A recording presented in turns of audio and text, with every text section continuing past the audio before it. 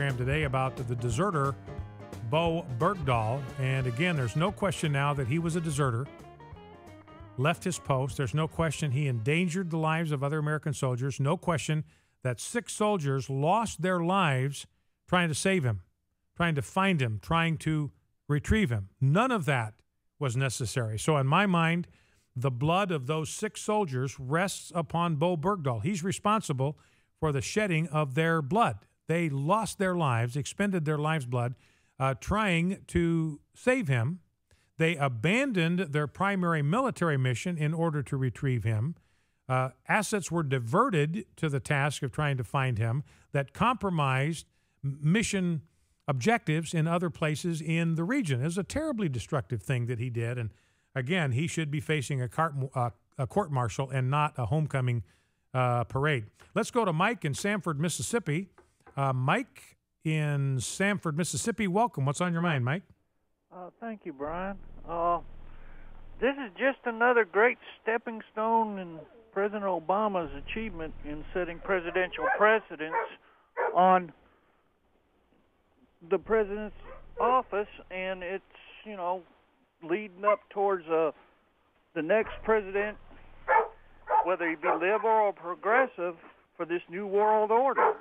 Well, and and some people have suggested, I think it's Dinesh D'Souza, looking ahead to 2016, and Hillary Clinton is the odds-on favorite. I think that's a problematical choice for the Democrats in many ways. But Dinesh D'Souza, basically, was very clear and direct about this. Look, if Hillary Clinton is elected president in 2016, she will finish what Barack Obama has started, and she will complete his mission of virtually completely dismantling and destroying America as it was founded, destroying the values, destroying the institutions that have made America what it is.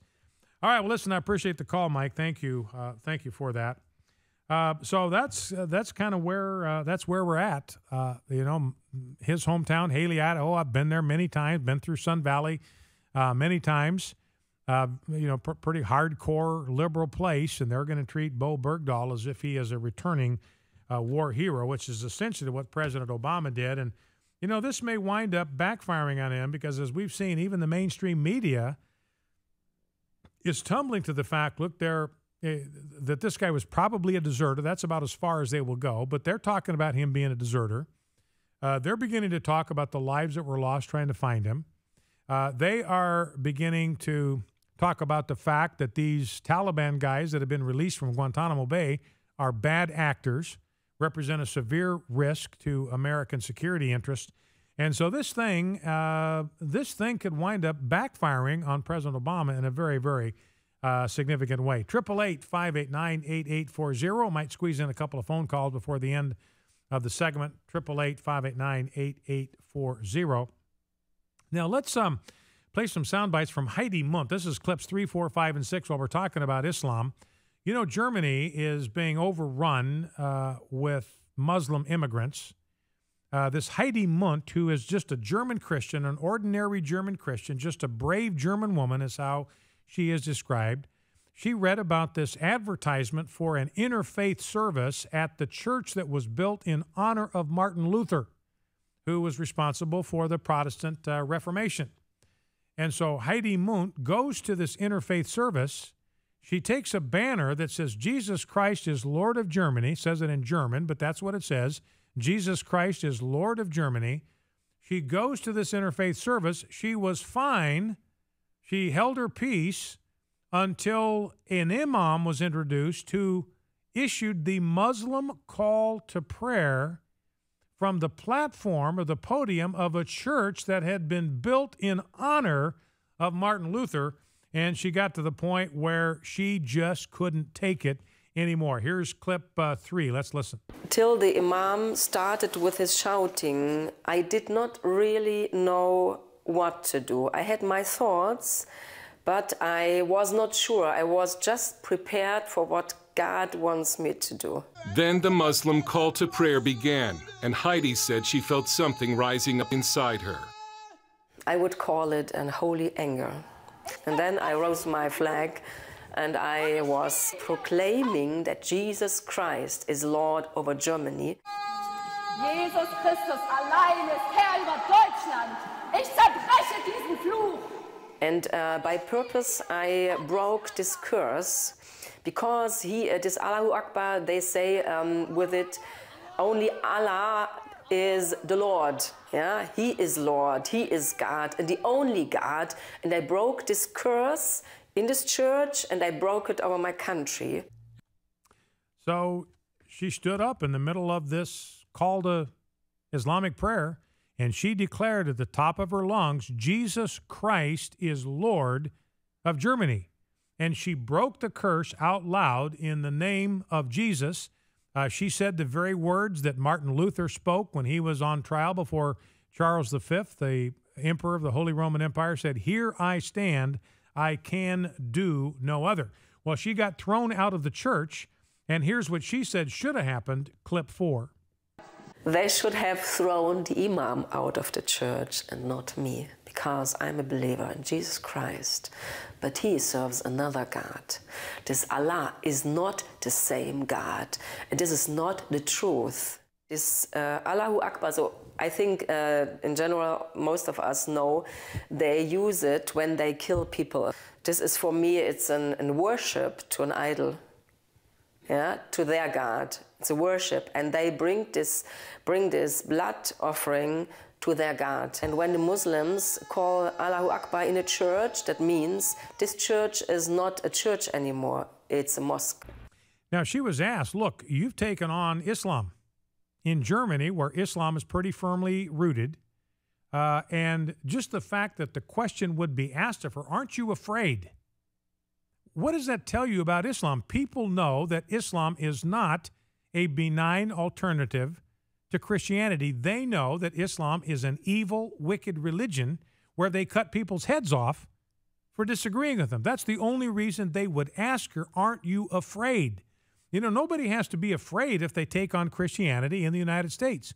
You get up and make accusations about Christianity. You don't have to worry that somebody is going to sneak up behind you and cut off your head. So it tells you something. Everybody understands the nature of Islam, even though they may not be willing to admit it. So here's her response to the question about whether she's afraid of Islam. People ask me, do you have fear? Are you afraid of the Muslims? And I only can say, no, I'm not afraid of them.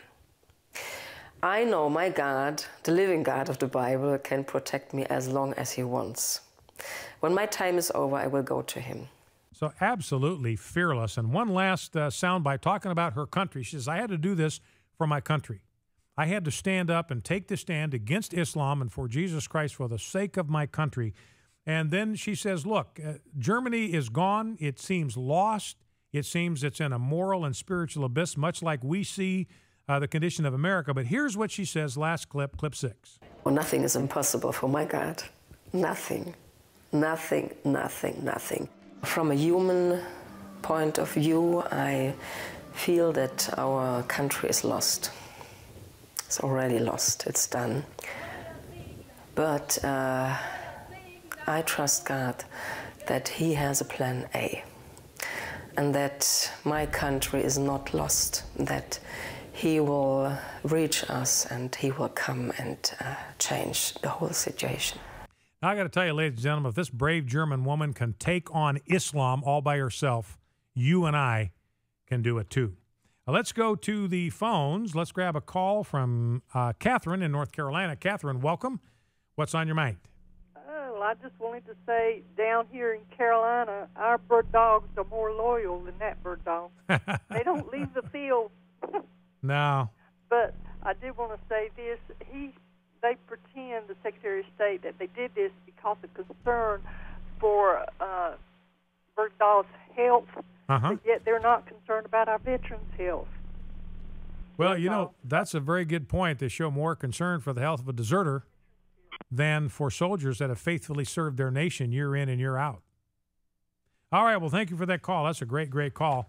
And again, it goes back to what I was saying about this Marine in Mexican prison. If we're going to exchange bad guys for bad guys, how about changing bad guys for a good guy? How about going to the Mexican authorities and say, look, we will swap you. We've got 5 criminal illegal aliens in custody. We've released 36,000 of them last year. These are people who committed homicides. They've committed rapes. They've committed robberies. They've driven while drunk. We will release 5 of them to you in exchange for that one Marine who accidentally wound up crossing your sovereign border. Well, let's go to Robin in Hickory, North Carolina. Robin, welcome. What's on your mind? Hey, Brian, I think we know the reason he didn't try to bargain for Camarisi. First of all, he's an honorable soldier. Second of all, Mexico doesn't want any of their criminals back, so he couldn't get a story from it. But for him to release this deserter, any guy that says, I'm ashamed to be American, we don't owe him anything. He should have been left over there to rot. I don't care what his health was. And I think we all know the reason President Obama didn't give Congress a 30-day notice, because too many people would have had time to find out this guy was a deserter and that he was helping them kill American soldiers, and it would have really blown up in his face.